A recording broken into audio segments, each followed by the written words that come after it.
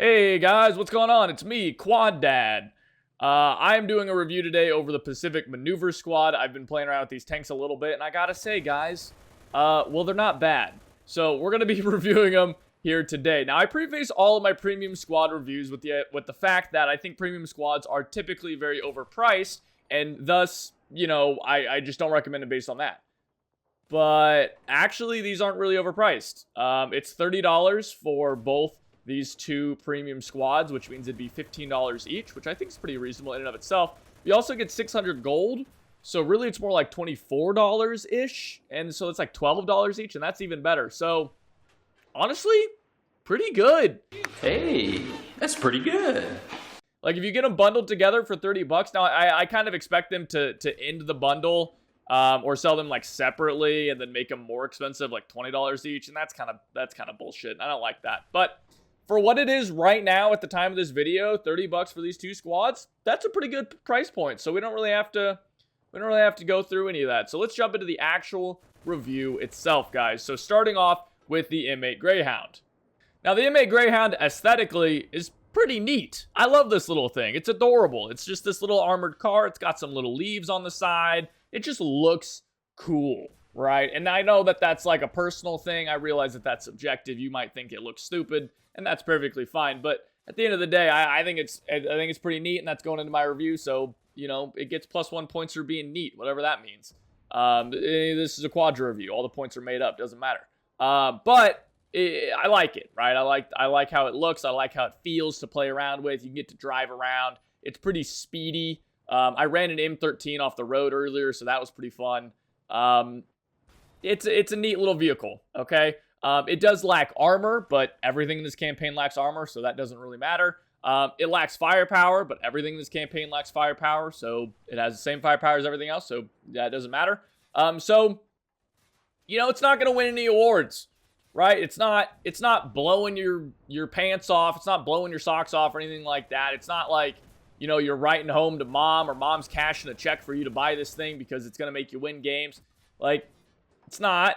It's just a good little tank, all right? It's just a good little armored car. It gets the job done. That's it, all right? It's nothing amazing. It's just a good little tank. That's kind of the end of the day, all right? 7 out of 10. It's a good little tank.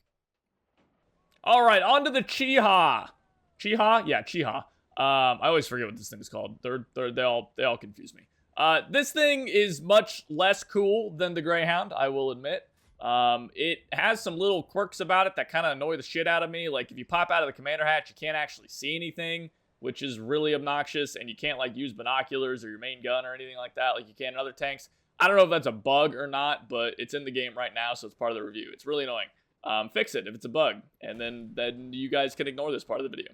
But, yeah, it's kind of annoying. Its heat shells are really bad at killing M13s, which is like 99% of what you want a tank in this campaign to do, because that's what everybody uses. So, you just kind of slap them with HE, and then it lights them on fire, which, again, that's just kind of weird. I don't know. It feels strange. But it's got a nice gun on it. It's got a 57mm. It kind of reminds me in a way of, like, the Pacific's Panzer IV, right? It's like the Panzer IV from Moscow, but in the Pacific, because it's got this real low-velocity, big cannon gun, which is neat. Right? It's kind of like the Panzer IV in Moscow, except the Panzer IV is actually really good, and this thing is just kind of like, okay, Like, this thing's, again, it's like the Greyhound. It's not winning any beauty contests, but it gets the job done. And it's certainly a lot better than the Ki Ni or the Hago, so if you don't want to use those garbage things and you actually want to use a tank in this campaign, which you shouldn't because you should just play infantry because this campaign's better as infantry, but, whatever, it's a tank review. Then, it's a good choice. Right, it's a solid tank. It's got a good gun on it. It's got solid handling. Its MGs are actually pretty good, right? Like they do good damage and they overheat, or they never overheat because they have such small magazines, but they've got good reload time. So they're good, right? The MG, the tank overall is solid. It's a solid tank. But it loses some points because it's kind of annoying with its little quirks, like not being able to look out of the driver's hatch, and that's annoying in the Pacific because there's freaking rocks everywhere and you just get stuck.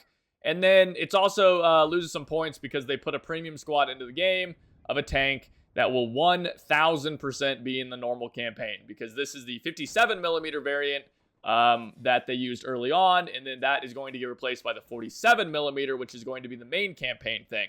So if you're playing this campaign and you're like, oh my god, like they didn't put the Chiha, it's the main battle tank of the Japanese, like, yeah, but this is the old variant when they're going to put the new variant in, that's the 47mm, and that's going to be the campaign one, because that's the one that was like standard use at this time. So yeah, I think that's dumb. So I mean, they're trying to cash in, which is fine. Like, it's kind of interesting tank, and that's cool. But like, don't get this tank because you're like, oh my god, I need to have a real tank, and the Chiha's a premium, so it's not going to be in the normal campaign. Like, it's going to be in the normal campaign. Chill out, okay? So there you go. It's a good little tank. It's a good bigger tank. It's a good medium tank. All right, it's a good medium boy. So yeah, 7 out of 10. Good medium boy. And that's it, guys. That's the review. It's solid. Both the tanks are solid. The bundle is appropriately priced. You get some gold with it. You get 2 premium squads with it that are both solid. So, yeah. Good job, Darkflow. Good job making this. This is pretty solid. And they're definitely worth a pickup.